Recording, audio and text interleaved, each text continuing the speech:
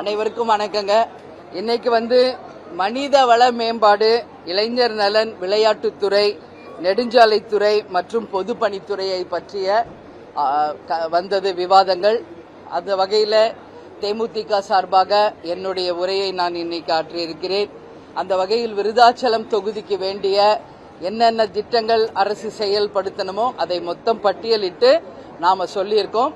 அது மட்டும் கிடையாது, தமிழ்நாடு முழுக்க இருக்கின்ற அரசு கட்டிடங்கள் எல்லாமே பராமரிக்கப்பட்டு தனியார் கட்டிடங்களுக்கு இணையாக அது தரம் உயர்த்த வேண்டும். இப்ப நம்ம பேசுற அவை கூட ஹெரிட்டேஜ் பில்டிங்ஸ், அதாவது காலத்தால் அழியாத புகழ் பெற்ற ஆங்கிலேயர் காலத்து கட்டிடங்கள் மற்றும் பல்வேறு ஹெரிட்டேஜ் பில்டிங்ஸ் தமிழ்நாடு முழுக்க இருக்கு. இதை எல்லாத்தையுமே பாதுகாத்து அதை ஒரு பொக்கிஷமாக ஆக்க வேண்டியது ஒரு அரசின் கடமை. இப்போ நாங்கெல்லாம் வெளிநாட்டுக்கு நம்ம போகும்போது அங்கெல்லாம் கேசல்ஸ் சொல்லுவாங்க.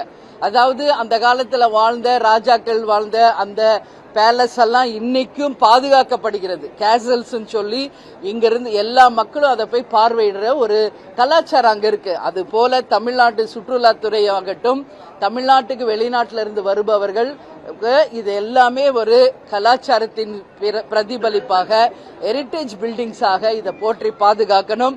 நம்மளுடைய கார்பரேஷன் ஆபீஸ் ஆகட்டும், நம்மளுடைய ரயில்வே ஸ்டேஷன் ஆகட்டும், அது போல தமிழ்நாடு முழுக்க இருக்கின்ற அனைத்து ராஜா காலத்து கட்டிடங்கள், ஆங்கிலேயர் காலத்து கட்டிடங்கள், கோட்டைகள் அத்தனையும் பாதுகாக்கப்பட வேண்டும் என்பதை இன்றைக்கு என்னுடைய உரையிலே நான் பேசியிருக்கிறேன்.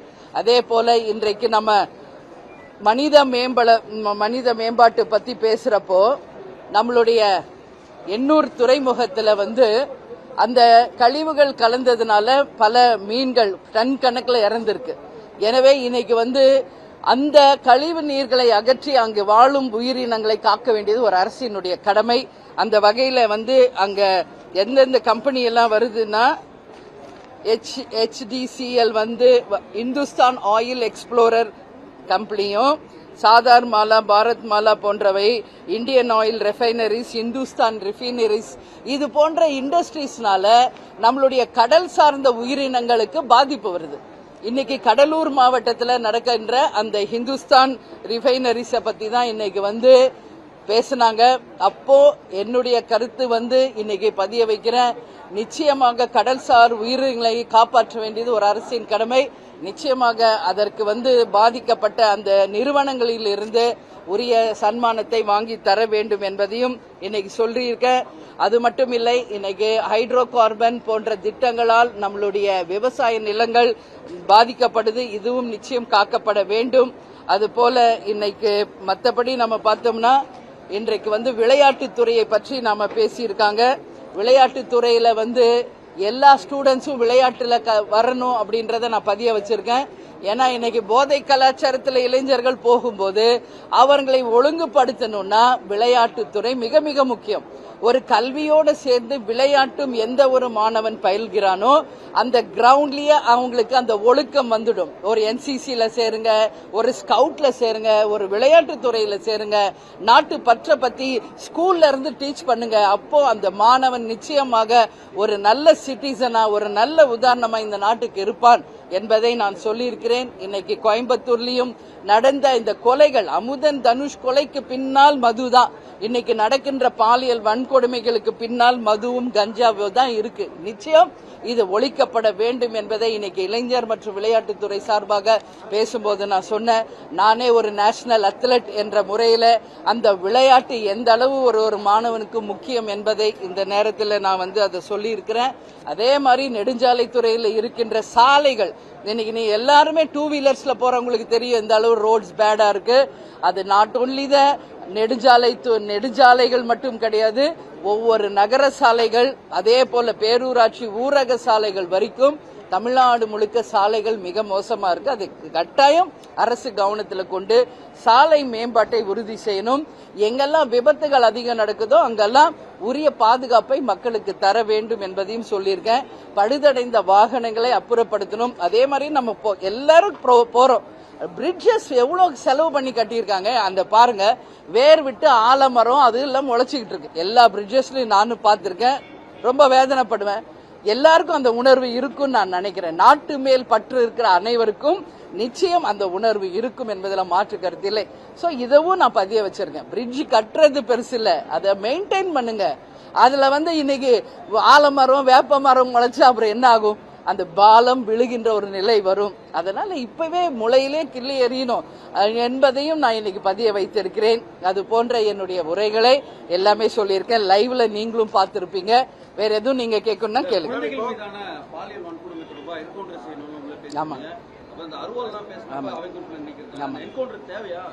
இல்லைங்க, சரி இல்ல, நீங்க பிரஸ் இல்ல, நான் உங்களை கேக்குறேங்க, என்ன தீர்வு? ஃபைனலுக்கு நான் வந்துட்டேன். சொல்றோம் சொல்லிக்கிட்டே இருக்கோம், சட்டங்களை விதிக்கிறோம், தண்டனை கொடுக்கிறோம், பட் தீர்வு நடக்கலையே. 4 நாள்ல 10 குழந்தைகள் பாலியல் வன்கொடுமை பண்ணப்பட்டிருக்காங்க. எல்லாம் 4 வயசு, 2 வயசு, 5 வயசு, 9 வயசு குழந்தைங்க. அவங்க ஒன்னும் பெரிய பொம்பளைங்க எல்லாம் கிடையாது, சின்ன பச்சிலம் குழந்தைகள். எல்லார் வீட்லயும் பொம்பளை பிள்ளைங்க இருக்காங்க, எல்லார் வீட்லயும் பெண்கள் இருக்காங்க. அப்போ அந்த குடும்பத்துக்கு நடந்தது நம்ம குடும்பத்துல நடந்தா இன்று ஜஸ்ட் கொஞ்சம் திங்க் பண்ணி பாருங்க, யாராவது ஒத்துக்குவாங்களா?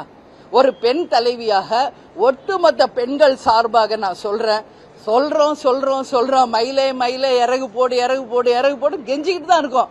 ஆனா இறகு போடுதா மயிலு? வழி இல்ல, போட்டு இழுத்து ஒடுங்கினாதான் முடியும் அப்படின்ற நிலைக்கு கொண்டு போவது யார்? அதனாலதான் நான் சொல்றேன், ஃபைனல் இதுக்கு என்னன்னா என்கவுண்டர் தான் அப்படின்றத நான் பல இடங்களில் சொல்லியிருக்கிறேன்.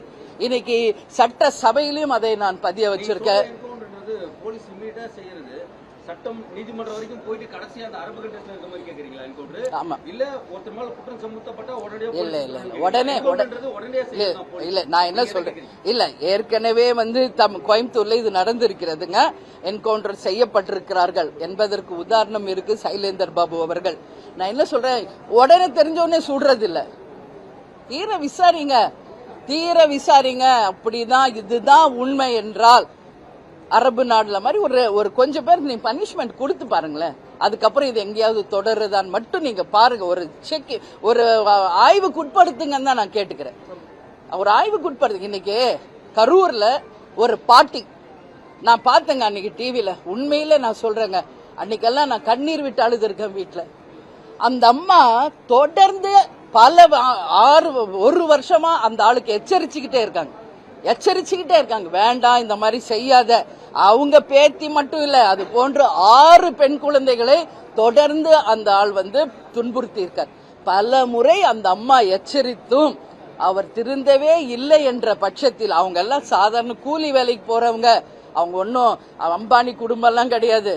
அந்த அம்மா அருவால அவங்க கதிர் அறுக்கிற ஒரு லேடி. அவங்க பல முறை சொல்லியும் திருந்தாத பட்சத்தில் அவங்க பேத்தி 4 வயசு குழந்தை அன்றைக்கு பாலியல் வன்கொடுமை செய்யப்பட்டதை கண்டவுடன் வேற வழியே இல்லை என்பது அவங்க கையில இருந்த அருவாளால வெட்டி இருக்காங்க.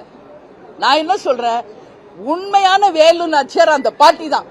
உண்மையான வேலு நாச்சியார். யாரையோ சொல்றாங்க, வேலு நாச்சியார் கிடையாது. தன் பேத்தியை காப்பாற்ற இறுதி கட்டத்திலையும் முடியாத பட்சத்தில் அந்த அம்மாக்கு வேற வழியே இல்லை என்பது போல ஒரு நிலை வரும்போது தான் வெட்டி இருக்காங்க. நான் என்ன சொல்றேன், அதான் அவை குறிப்பிலிருந்து எடுப்பேன்.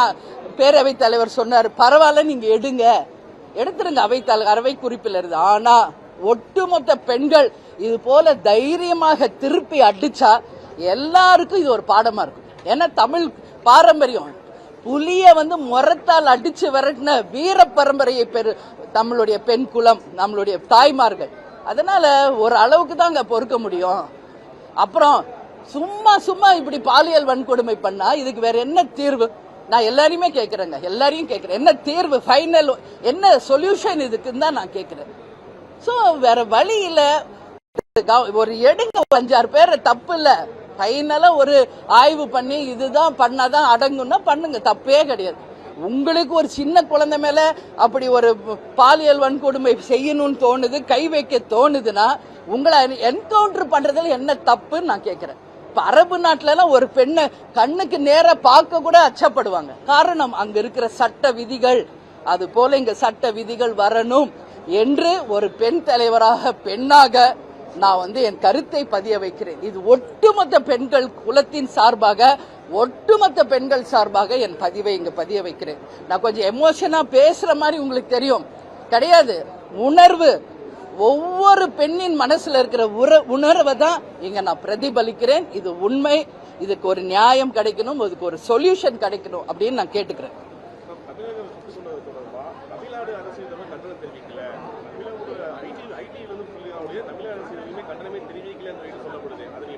யாருங்க? இந்த அமுதன் அண்ட் தனுஷா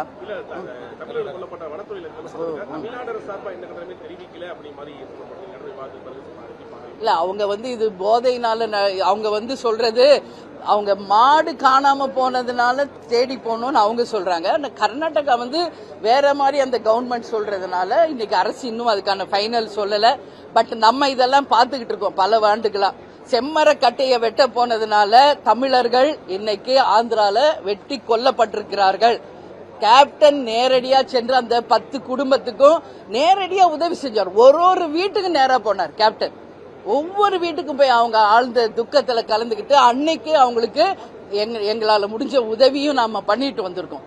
அது மட்டும் இல்ல, இன்னைக்கு இலங்கைக்கு போறாங்க மீனவர்கள், சுட்டு கொல்றாங்க. யார் உங்களுக்கு அதிகாரம் கொடுத்தது என்றதான் என்னுடைய கேள்வி. இன்னைக்கு ஒரு கர்நாடகால வனத்துறையை சேர்ந்தவர்கள் சுட்டு கொல்றாங்கன்னா யார் அவங்களுக்கு அதிகாரம் கொடுத்தாங்க? அப்படியே சுட்டாலும் முழங்காலுக்கு கீழே தான் சுடணும்னு ஒரு விதி இருக்கு. அவங்க அது நிச்சயம் திட்டமிட்டு படுகொலை செய்யப்பட்டிருக்காங்க என்பதுதான் தேமுதிகவினுடைய கருத்து.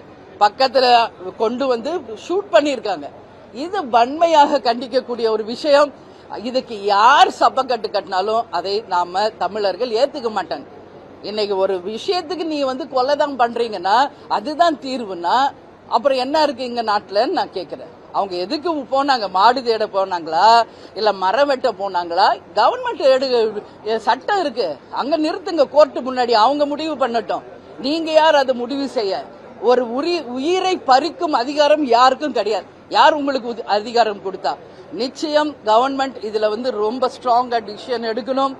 கர்நாடகா முதலமைச்சர் கிட்ட பேசணும். 19, 20 மாநில முதலமைச்சர்கள் இங்க நம்ம ஈசிஆர்ல ஒரு மீட்டிங் இருக்குன்னு அமித்ஷா உயர்திரு அமித்ஷா அவர்கள் தலைமையில அதுக்கு எல்லா மாநில முதலமைச்சர்களும் இங்க வரப்போறதா ஒரு தகவல் இருக்கு. அப்படி வரும் பட்சத்தில் நிச்சயமாக நமது முதல்வர் அவர்கள் கர்நாடகா முதல்வரிடம் இதை பற்றி பேசி அந்த குடும்பங்களுக்கு நல்ல தீர்வு வரணும். இனி இது போன்ற நிகழ்வுகள் எந்த மாநிலத்திலும், அதாவது ஆந்திராவா இருக்கட்டும், தெலுங்கானா இருக்கட்டும், கேரளா இருக்கட்டும், கர்நாடகா இருக்கட்டும், இலங்கையா இருக்கட்டும், ஒரு மனிதனை சுட்டுக் கொள்ளும் அதிகாரம் யாருக்கும் கிடையாது.